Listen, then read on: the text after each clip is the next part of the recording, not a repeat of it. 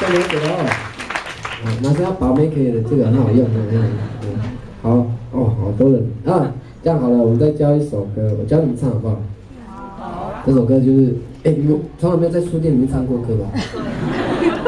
打开你们心里。好，我们一起在书店里面唱歌，唱阿美族的歌，蛮开的耶，好酷哦！现场 live 全部拍照回去剪 MV 啦。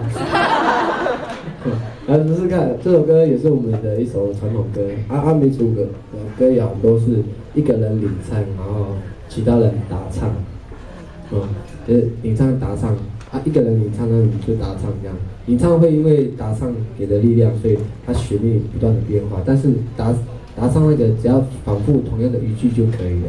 所以我教你们不要害怕，跟着旋律走就对了。好，来，我唱了，我试试看，我唱我的。好。好哎呀那呀哦嗨呀，这是我，那你们回答。哦嗨呀咿呀哦嗨呀，对，8个字。哦嗨呀咿呀哦嗨呀，对不对？8个字吧。而且里面3个字还一模一样嘛，这样非常简单的。再没有办法就没有办法教你们，这是我们最基本的。如果你们现在会唱哦，很快哦，7月就下个月了，就你知道阿美族的祭典都是暑假哦，7月8月，你们可以唱这首歌，从台东喝到花莲。然后你们没有人教你唱阿美族的歌吧，对不对？那你要融入那个原住民的社会里面的，哇，大家听到了，还有误会一下你是阿美族的。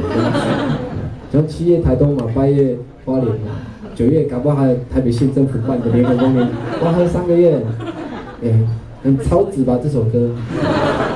好，要学哦，好不好？试试看哦。好哎呀那呀哦嗨呀，哦嗨呀咿呀哦嗨呀，好啊嗨呀哦咿耶咿呀。哦嗨呀咿呀哦嗨呀！不要怕，不要，都要唱，好不好？书店难得可以让你唱歌，难得可以拍，蛮好，在书店里面唱歌哦，很酷啊。然后这首我们打唱的时候也是啊，就是不要担心自己音准不准的问题，阿美族没有这个顾忌。然后音准，如果有一个音不准的，你不觉得它频道变宽了吗？然后再一个音不准的，哇，更宽有没有？最好是最不准的跟最不准的，你不觉得它频道很宽，那力量频率就很强，有没有？所以放出来那力量就很大，懂不懂？懂吗？懂。好，一定要唱哦。好，我们开始喽，掌声。